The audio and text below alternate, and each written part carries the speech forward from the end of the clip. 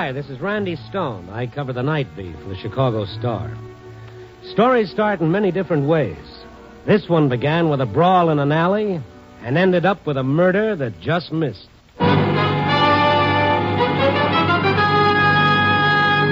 Night Beat, starring Frank Lovejoy as Randy Stone.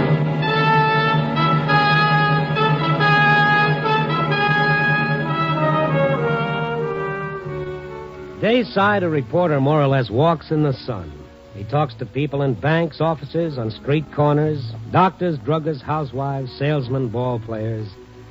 He gets a good look at their faces, and they get a good look at him. But Nightside is different. Stories are different, personnel different. Pugs, gangsters, singers, police, yeah, and lovers. And nobody hardly ever gets a real good look at anybody's face. Maybe it's better that way. Sometimes you see things in eyes that you don't want to see and feel things in looks that you don't want to feel.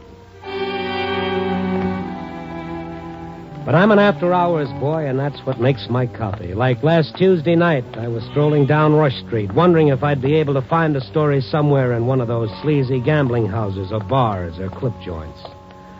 I found one, not in any one of those places, but in an alley in the shadow of a cheap two-story apartment house.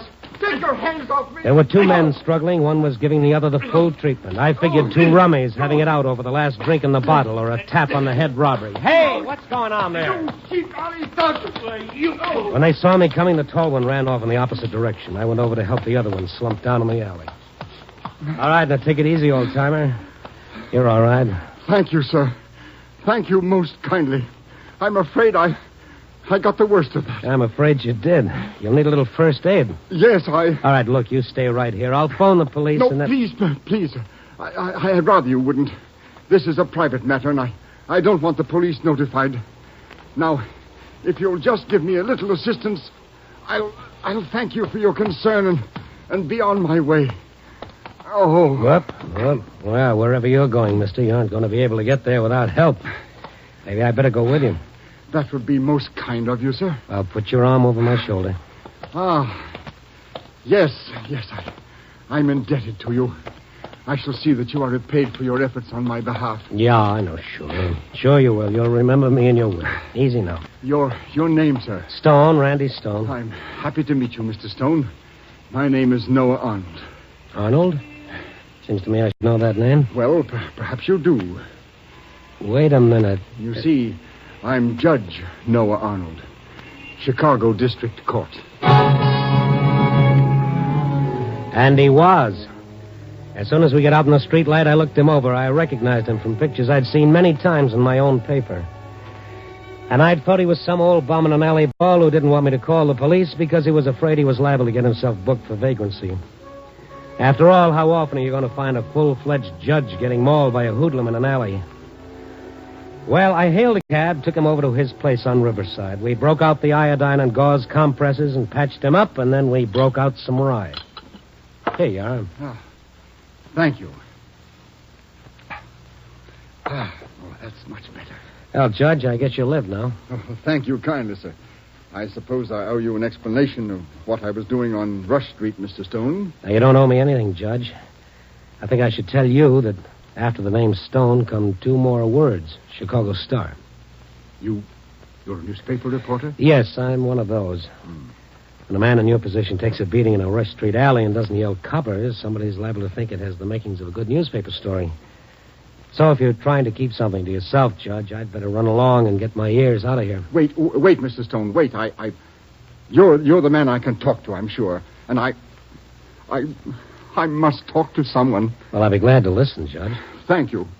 This whole affair concerns my daughter, Linda. She lives in the Falco Arms. On Rush Street? Yes, it doesn't seem plausible, does it?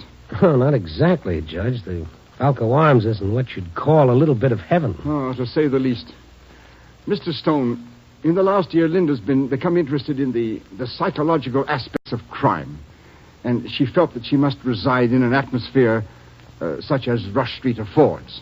And study firsthand the operations and the lives of some of the criminal elements known to reside there. Mm-hmm. Well, that's certainly the place to write an encyclopedia on the subject. We quarreled when she disclosed her intentions, but Linda's a headstrong girl, and she she moved out of this apartment. And you went down there tonight? To try and persuade her to return home. Mr. Stone, I've practiced law, and I've sat on the bench some 35 years. I'm supposed to know what is right and what is wrong. I even sentence people to punishment according to my convictions. But in my own daughter's case, I'm afraid to pass judgment. Afraid to say what I think. What do you think, Judge?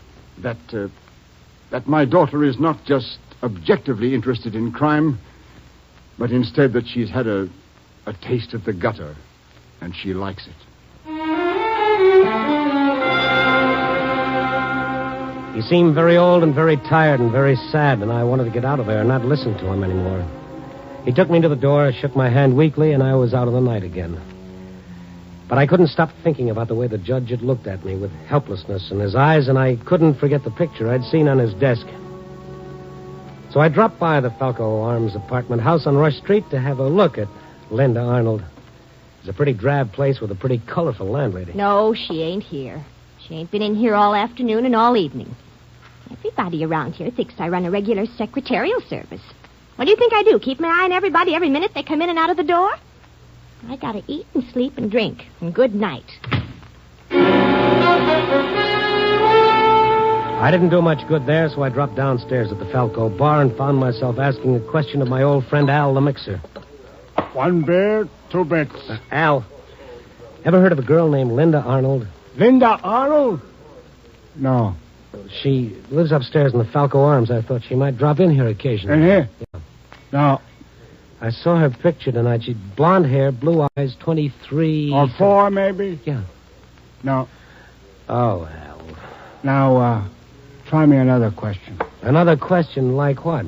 Like, does this doll you're asking about travel around with a guy named Rocco Daly? Well, does she? Maybe. Sounds like the dame I see him with. Who's Rocco Daly? A hood with a look, Randy. Slow and sweet when it does the most good. Fast and hard when that does the most good. You know him well? No, just to look at. Uh-huh. Now, the girl, she's swift and soft and listens to him like he was somebody. But she doesn't belong with him, not his kind. I'd like to meet Rocco Daly. I'd like to meet this girl of his. Oh, that's nice. I'll introduce you. Hmm? That's them that just walked in. Over there in the corner having a schlag. Thanks. I'll introduce myself, Al. I remember what I said about him, Randy. Hello, Rocco. How's tricks? I don't know you, Mr. Beat. Yeah, I don't know you either, but I'd like to. Oh, suppose you tell me why. I'd like to say hello to this pretty girl. Go on, beat it. I'll say hello anyway. Hello, Linda. How are you? Who are you? Do you know this guy, Linda? No, Rocco, I never saw him before in my life. You're telling me the truth, baby? Why, sure. Sure, she's telling me the truth, Rocco. She never saw me in her life, same as you. You never saw me either. My name is Randy Stone. I'm a reporter. Well, blow off. Get lost, scram, drift before I run you through a typewriter full of knuckles. I got friends around here, too, Rocco. The bartender, the owner, those 3 fellows over at that booth. Go on, you bother me. Linda, I'm a friend of your father's. I came here to see you, but it doesn't look like we can do much talking with Junior here around. What about my father? Go on, beat it, Stone. You see, we really can't do much talking with him around. We really should talk, but... Well, I'll see you. It worked. She started to get up and follow me, but he pulled her back in the booth with him. I stepped outside and waited. A couple of minutes later, she came out alone. Mr. Stone, I only have a minute. Please tell me why you've been looking for me. As I said, Linda, I'm a friend of the judge. My father. Uh-huh. Mr. Stone, tell him I'm not in any difficulty. Tell him I know exactly what I'm doing and that I think it'll be invaluable when I'm practicing law. You sure you aren't going a little too far? Did my father pose that question? No, I did. He doesn't even know, Rocco. Your father was beaten up in an alley tonight when he came down looking for you. Oh, no. Oh, yes. Was he hurt badly? Well, not too much. Lucky for him, I came along in time. The brave man beating him up ran when I yelled at him. The criminal element, you know. He shouldn't have come down here. He doesn't know about these things. And you do, huh? Look, don't you think you ought to go home right now, sort of straighten it all out? Yes, and I will, Mr. Stone. But I can't. Not now, not tonight. Why? I've got something terribly important to do. I simply can't tonight, but first thing in the morning. Well, then, thanks for that much. Oh, Linda. Yes? Be careful of Rocco. I've seen his kind. Don't worry, Mr. Stone. I can take care of myself.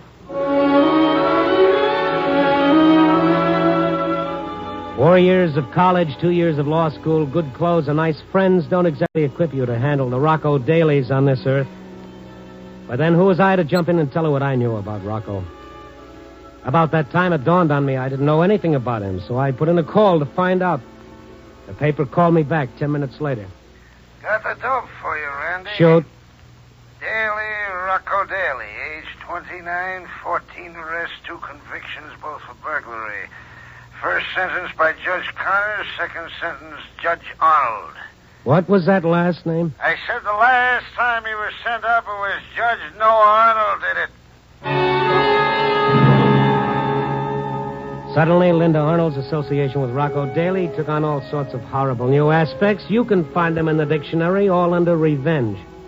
I didn't like the setup one bit. I grabbed a cab and headed for her place. She was in this time. Her door was standing wide open. She was sitting on the edge of the sofa in the half-dark, staring out at nothing. There was a little ring of white around her lips. A nickel-plated .38 was sitting in her lap. Oh, Mr. Stone. I came here to wait just as Rocco told me. Yeah, that's right, Linda. Where'd you get the gun? Oh, this? Rocco gave it to me. Mm-hmm. Let's see it. Well, why not? It's been fired. Yes. Yes, that's quite right. That's exactly right, Mr. Stone. It's been fired 6 times. Yeah, at who? Where? What's been going on? I'd imagine that my mouth doesn't seem to work right. This doesn't take very long at all. Linda, what are you talking about? They say that you die in the electric chair very fast. I won't mind at all. I won't mind. Now, you listen to me. What is it? What have you done? What are you trying to say? It won't take any time at all. I won't mind it. Are you trying to tell me that you killed somebody tonight? They go off so quickly, so quickly. They're empty all of a sudden. And then you see a man crumple and fall, and you see his blood on the floor, and you see him dead. I wanted to know about crime. Now I know all about it. Mr. Stone, tell me. Am I a good killer? Am I?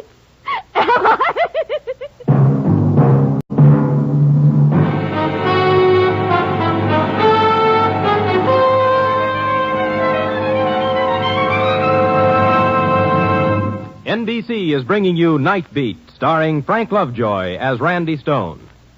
If the chimes shudder a little on Sunday afternoon, well, they know the mystery and peril in store with men of action like Mike Waring, better known as the Falcon. After the Falcon, it's the widely acclaimed dramatic series High Adventure. Then the big guy steps in.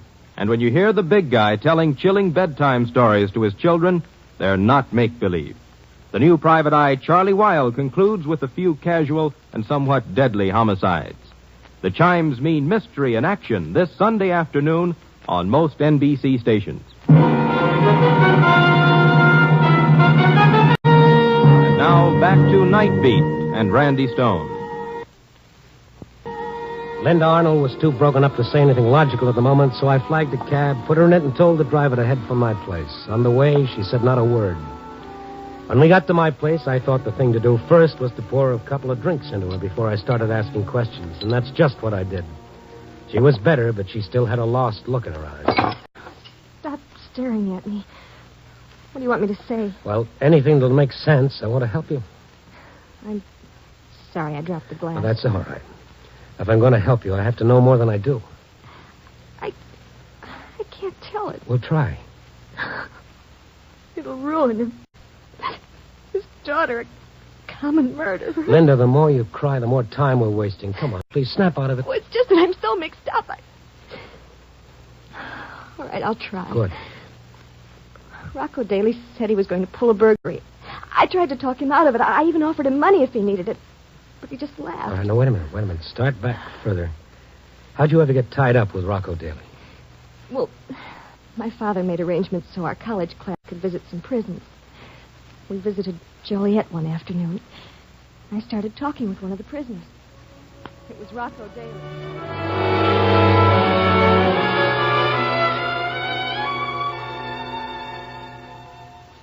Don't be scared, honey. I won't bite you. I'm not scared. Of course, they got these bars here for a good reason. I'm a dangerous member of society. They might kill and steal and burn and do all kinds of nasty things if they let me as much as put one leg outside on the streets. Well, you did do something to get in here, didn't you? Oh, sure. Sure, I was the West End terror. Hey, get your pencil and your notebook out, and I'll tell you all about it. Let's see now. I was born with a silver spoon in my mouth. One my old man stole, of course. I went to the best schools, met the best people, played polo, went yachting, all that stuff. One day my old man lost everything in the stock market, and I couldn't stand it. Here he was, down to his last dollar cigar. And my poor old lady with only one jar of caviar left in the icebox. It was enough to drive any sensitive young man like me to a life of crime. Now get out of here, you society thrill-seeker, and leave me alone before I pull these bars apart and teach you something. If you wouldn't mind, would you tell me calmly and politely what you did? And how you got here? Calmly and politely. All right, you blue-nosed busybody, I'll tell you. I was born on a bed you wouldn't be found dead in.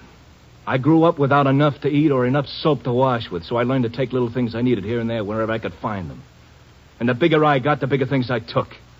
And one day they caught me. But I didn't care because I had 22 good years when they didn't catch me.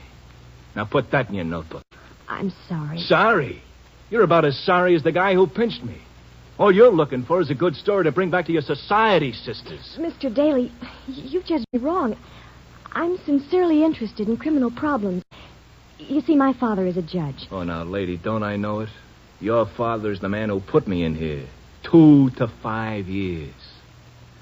I didn't know. You talk about finding out about crime. Well, you'll never learn anything about it in that gold-plated mansion on Riverside. You got to get down with the people where the pinch is on and find out firsthand. I'd like to. How can I do it? Well, it's easy. I'll be out of here in 4 months, August 1st. And I'll show you enough about crime to fill 50 notebooks like that one. All right, Mr. Daly. I'll meet you at the prison gate, August 1st.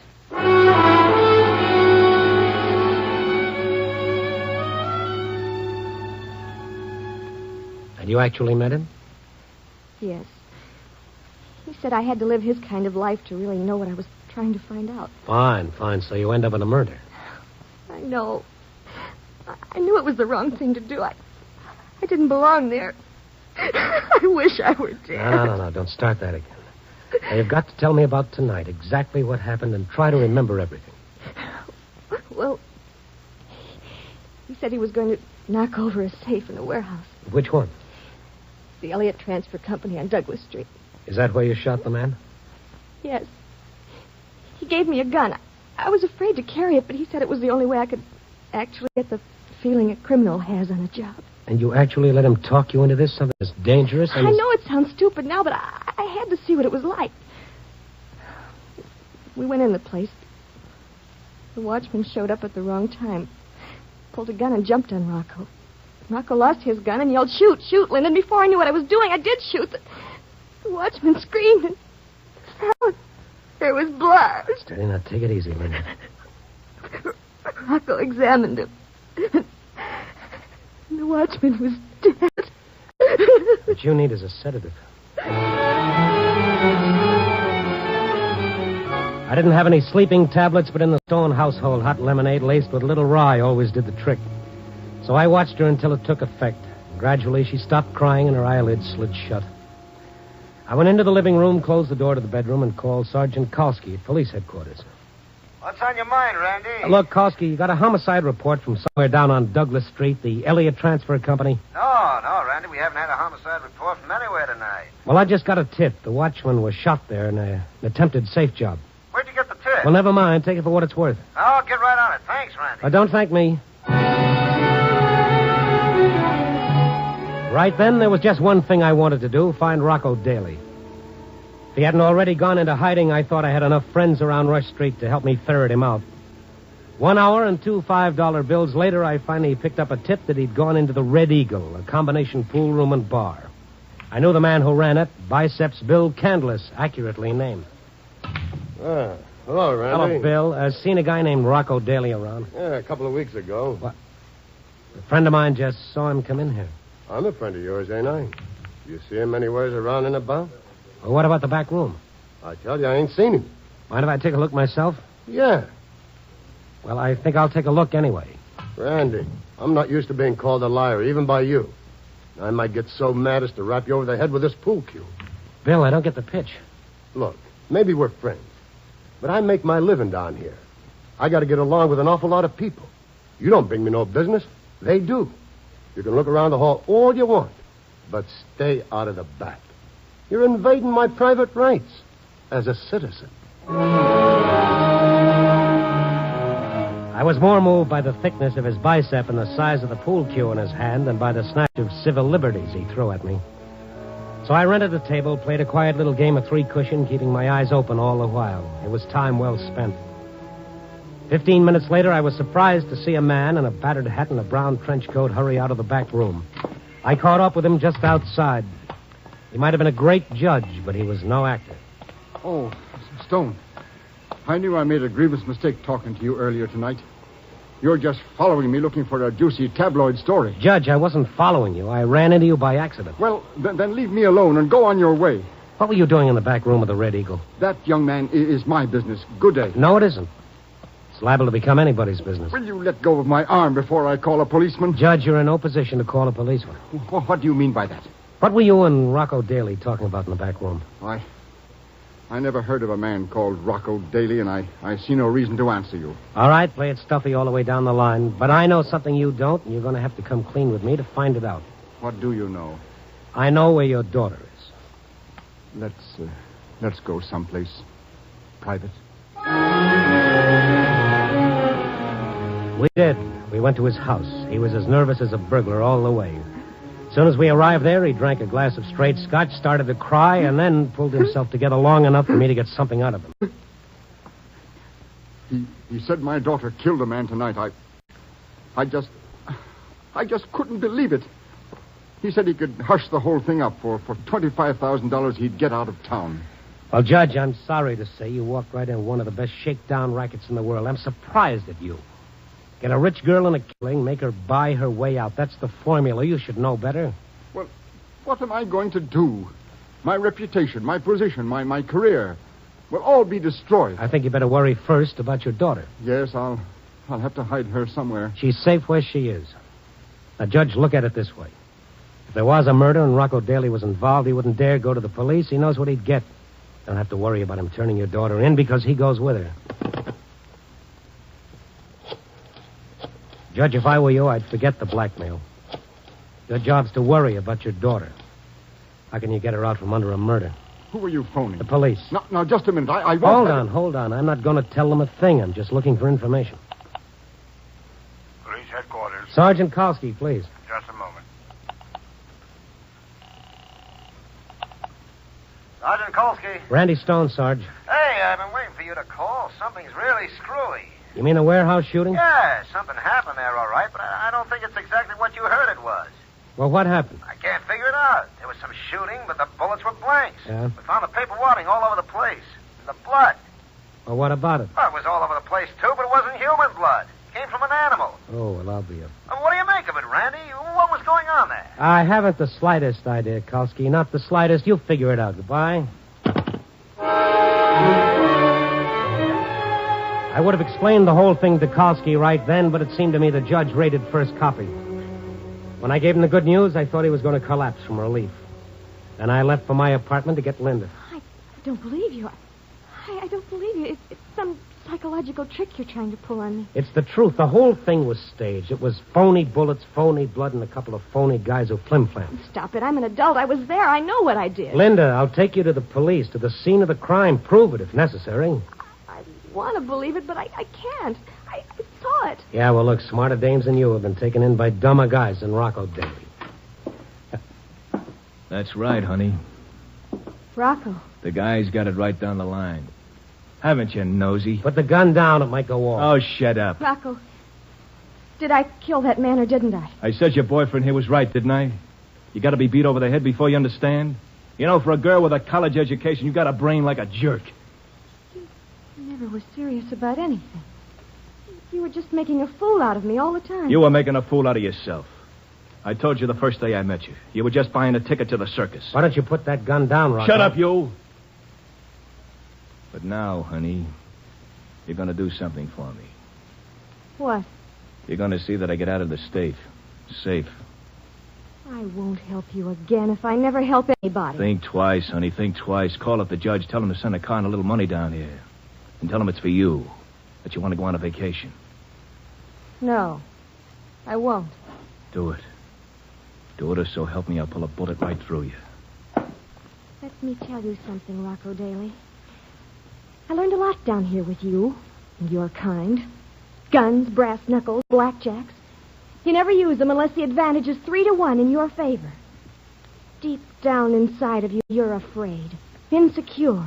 You can't look an honest person in the face. I believe you call it yellow. Are you listening, Rocco? Now stay away from me. Stay away from me, both of you. Or so help me, I'll shoot. You wouldn't shoot anybody. Now give me that gun. Now get back. Get back, you crazy dame. Get back. Give it to me. You're asking for it? Watch it, Linda. I'll show you what honest courage looks like. Now don't make me do it. Don't! Give it to me. Get your hands up. I saw his trigger finger tightening, and then I jumped. I knocked his arm down, and the bullet plowed into the floor. Then I grabbed his wrist. He shot twice more, but they only hit the walls. I was too busy to notice what Linda Arnold was doing until Rocco Daly suddenly slumped in my arms and fell to the floor. She was standing over him with a Coke bottle in one hand. Do you think I killed him? No. He's just out for the count. I'll call the police. No. Let me do it. Since I started, I guess it's up to me to end it. Well, that about does it. It's all your show, baby. Yes, Randy. I think the lesson's over. I've learned all I want to know about crime.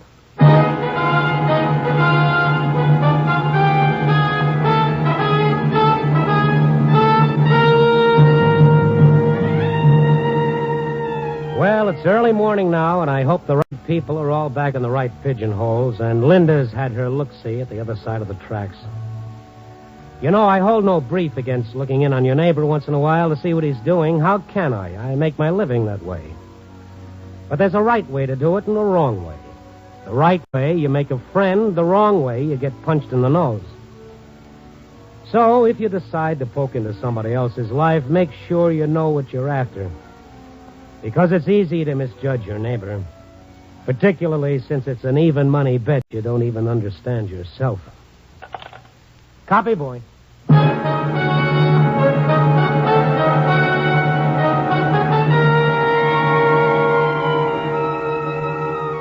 Night Beat, starring Frank Lovejoy, is produced and directed by Warren Lewis.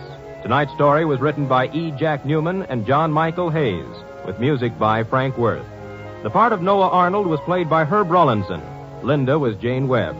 Others in tonight's cast were Peter Leeds, Lou Krugman, Jay Novello, and Bill Justine. Frank Lovejoy may currently be seen in Milton Sperling's production, 3 Secrets, released by Warner Brothers. Listen next week at this time and every week as Randy Stone searches through the city for the strange stories waiting for him in the darkness.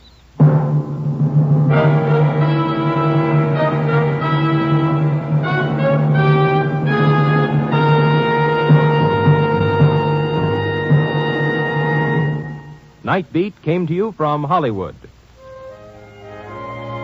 3 chimes mean good times on NBC. The chimes ring for Dennis Day and Judy Canova tomorrow night on NBC. Dennis gets himself into more merry and mischievous mix-ups, but manages to extricate himself in time to sing in his beautiful tenor voice. And speaking of singing, Judy Canova prepares to go operatic tomorrow because her special guest on the Judy Canova Show is Ezio Pinza. Chester William Bendix Riley speaking. Now hear Counter Spy on NBC.